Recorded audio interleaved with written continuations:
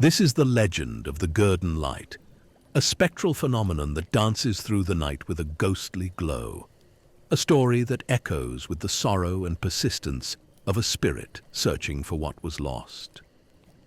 On a crisp autumn evening, when the moon hangs low and full, casting a silvery sheen over the dense forest, the railroad tracks near Gurdon come alive with an otherworldly luminescence. Picture this: a light that flickers and hovers just above the ground, shifting from blue to green to white and sometimes orange, as if it were a restless firefly tethered to an invisible cord. It bobs and weaves, teasing the eye and quickening the heartbeat of any who dare to watch. This light, friends, is no ordinary flicker. It's not the glow of a distant lamp or the flash of a passing car. No, this light is something far more sinister and sorrowful. The story, as it has been told around countless campfires and dimly lit parlors, begins many years ago with a railroad worker named Jeremiah. He was a diligent man, known for his dedication to his work and his ever-present lantern that cut through the thickest of night fogs. One fateful evening, as a storm brewed in the distance, Jeremiah was making his way down the tracks. The air was heavy with the promise of rain, and the wind howled through the trees like a pack of wolves. The railroad tracks, slick with dew and leaves, were treacherous. Jeremiah, focused on his task and the flickering lantern in his hand, didn't notice the train speeding towards him until it was too late. With a deafening roar and a screech of metal on metal, the train struck him down, separating his head from his body in a gruesome instant. His head was never found, lost to the dark woods and the shifting shadows. Since that night, the Gurdon Light has appeared to those who wander near the tracks. The locals say it is Jeremiah's lantern, still glowing with an otherworldly fire as he searches for his lost head. Witnesses describe the light as if it were a living thing, moving with purpose and intent. It appears at different times, sometimes at dusk, sometimes in the dead of night, and occasionally in the soft light of dawn, always in the same haunted stretch of the forest. The light itself is mesmerizing, almost beautiful, but there's a chilling quality to its dance. It hovers and sways, dipping close to the ground as if inspecting the earth, then rising suddenly as if startled. Those brave enough to follow it report a sense of being led, as if the light beckons them deeper into the woods, towards the very spot where Jeremiah met his tragic end. But beware, for the Gurdon Light is not a guide to be trusted. It leads to danger, to the unknown, to the place where the veil between the living and the dead is thinnest. Some say they've heard whispers in the rustling leaves, a soft voice calling out for help, for release. Others have felt a cold hand brush against their shoulder, only to turn and find nothing but the empty night. The legend persists, and with each telling, the Gurdon Light grows brighter, its story more vivid, its pull more irresistible. So, if you ever find yourself near Gurdon on a dark, lonely night, and you see a light bobbing in the distance, think twice before you follow.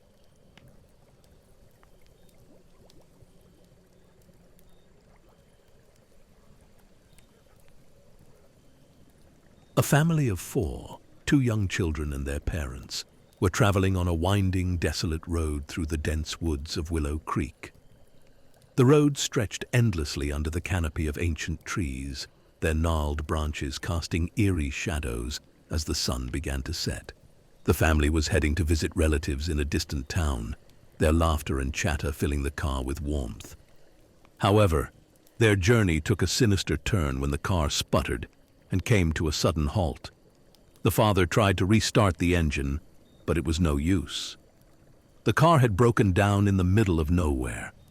After a brief discussion, the parents decided to leave the children in the car while they went to find help. They assured the kids they wouldn't be long and left the radio on to keep them entertained. As the sky darkened and the forest grew silent, the children sat in the back seat. illuminated by the faint glow of the car's interior light. They listened to the radio, hoping to hear some music or a story, to distract them from the creeping fear of being alone. Instead, the voice of the newsreader came through, cold and ominous. Breaking news. A dangerous killer has escaped from the nearby Willow Creek prison. Authorities are advising all residents and travelers to remain indoors and take extreme care. The fugitive is considered armed and highly dangerous. The children's hearts raced. They glanced at each other, wide-eyed, as the gravity of their situation sank in. The forest outside seemed to close in on them, each rustle of leaves and snap of twigs magnified in the growing darkness. Hours passed, and the night deepened. The parents had yet to return, and the silence outside the car became oppressive. The children's unease grew with each passing minute. Then, breaking the stillness, they heard it. A faint, rhythmic knocking on the car roof above them. Clank, clank, clank. The knocks were slow and deliberate at first, but soon they grew louder and faster. Doof, doof, doof. The sound reverberated through the car, each thud sending shivers down their spines. The younger child whimpered, clutching their sibling's arm in fear. The eldest tried to remain calm, but felt the same dread creeping over them. Unable to bear the relentless pounding any longer, the eldest child reached for the door handle, their hand trembling. They glanced at their sibling, who nodded in silent agreement. Together they threw open the car doors and bolted into the night, their footsteps echoing through the forest. As they ran, the eldest child couldn't resist the urge to look back, driven by a mix of terror and morbid curiosity. What they saw froze them in their tracks. On top of the car, silhouetted against the pale moonlight, was a large man. His face was obscured by shadows, but his intentions were horrifyingly clear. In his hands, he held two objects, which he was bouncing on the roof of the car with sickening precision. The heads of their parents.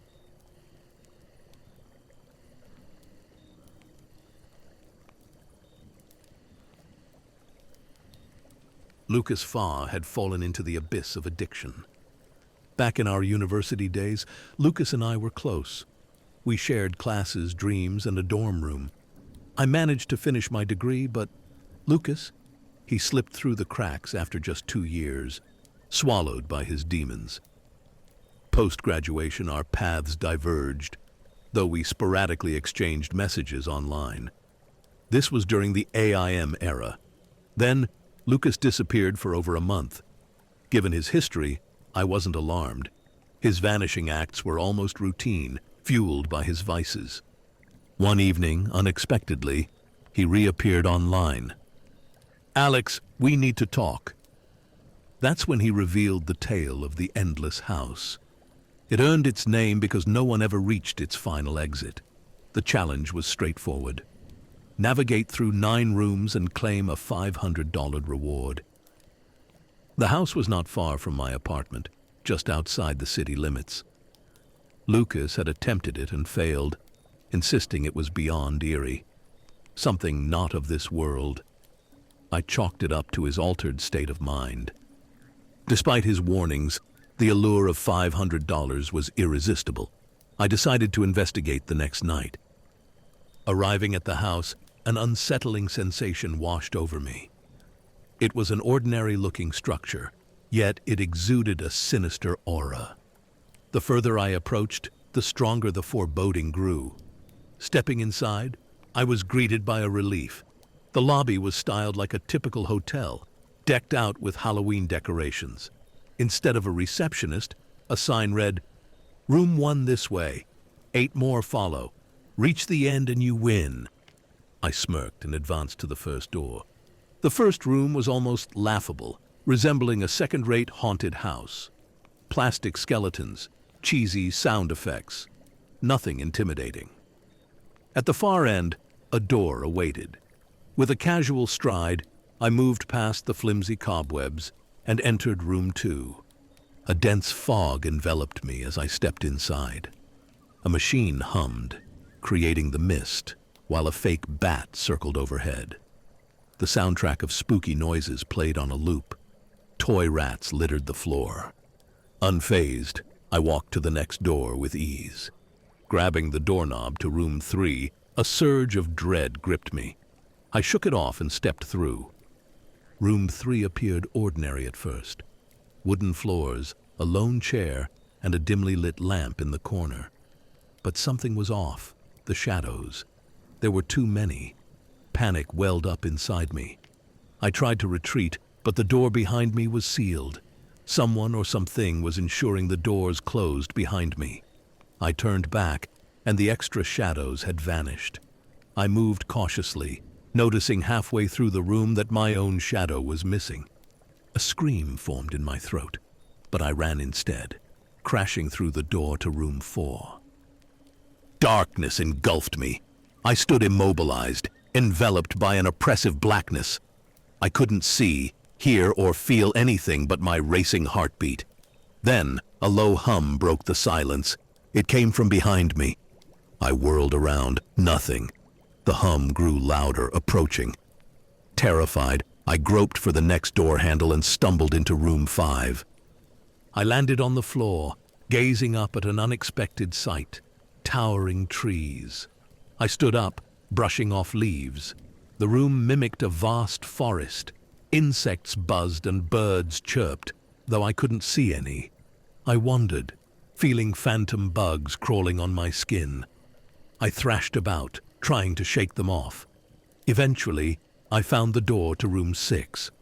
The hum intensified as I moved through the door. Room 6 mirrored room 3, but this time, there was no exit. The entrance door had vanished. I clawed at the walls in desperation. Then, a voice spoke. Are you okay? I turned to see a little girl in a white dress, but simultaneously, a grotesque creature with a goat's head and a serpent's body. They occupied the same space. The girl spoke again, but the creature's voice echoed in my mind. Alex, you should have listened. I collapsed, my sanity fraying. I spotted a battery-operated rat from room 2 and felt a glimmer of hope. Driven by determination, I searched for an escape. I scratched a large 7 into the wall, and a door materialized. With newfound resolve, I pushed into room 7. Stumbling into the next room, I faced my own double, weeping in a chair. A knife lay at his feet, tagged, "To Alex, from management." The other me begged for mercy as the hum grew deafening. In a frenzy, I seized the knife and struck. Darkness swallowed me. I floated in a void, haunted by my memories. Then a light appeared. I followed it and found myself back in the lobby. An envelope on the desk bore my name and contained 5 $100 bills. I laughed maniacally as I drove home in a daze. But as I approached my front door, a familiar dread returned. Etched into the wood was a small number 10.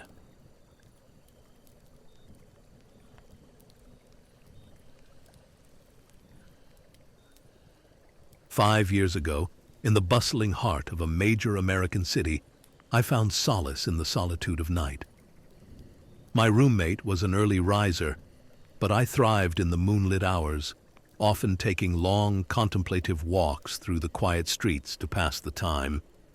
For 4 years, my nocturnal wanderings were peaceful. I roamed the city without fear, joking to my roommate that even the city's most unsavory characters seemed oddly courteous. That all changed on one fateful Wednesday, in the early hours between 1 and 2 in the morning. I was walking near a park, frequently patrolled by police, a good distance from my apartment. The night was unusually still, with barely any traffic and no pedestrians. The park, usually a hub of activity, lay empty under the stars. Turning down a short side street to make my way home, I noticed him.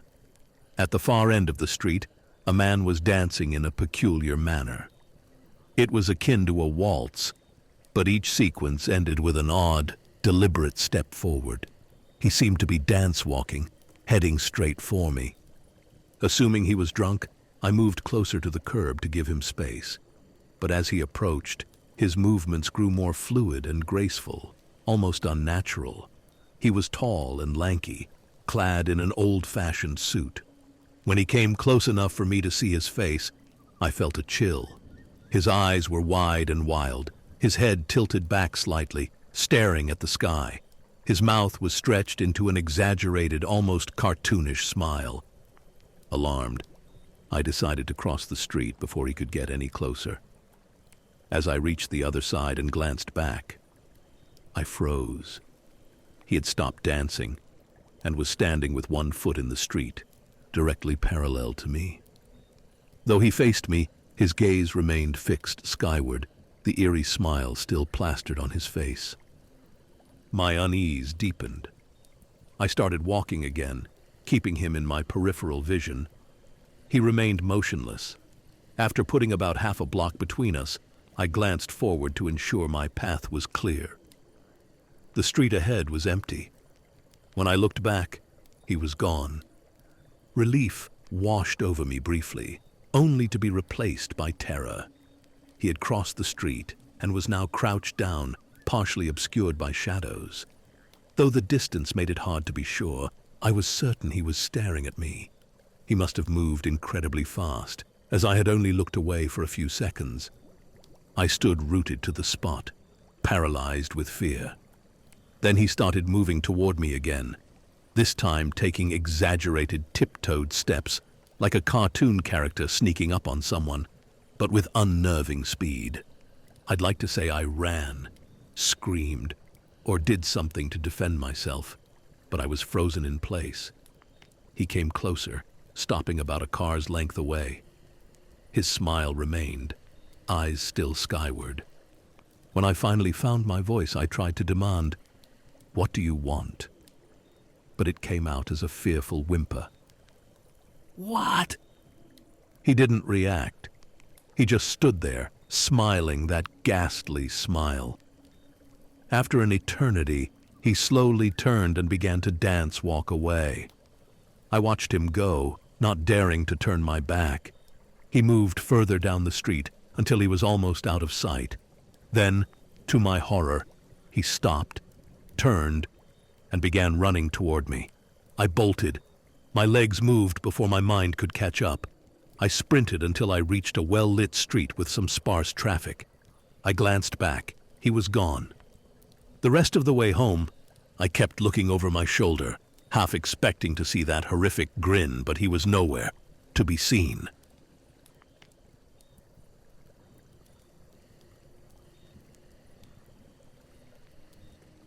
When my sister Betsy and I were kids, our family lived for a while in a charming old farmhouse nestled on the outskirts of a sleepy town. The house, with its weather-beaten exterior and overgrown gardens, held an air of rustic enchantment.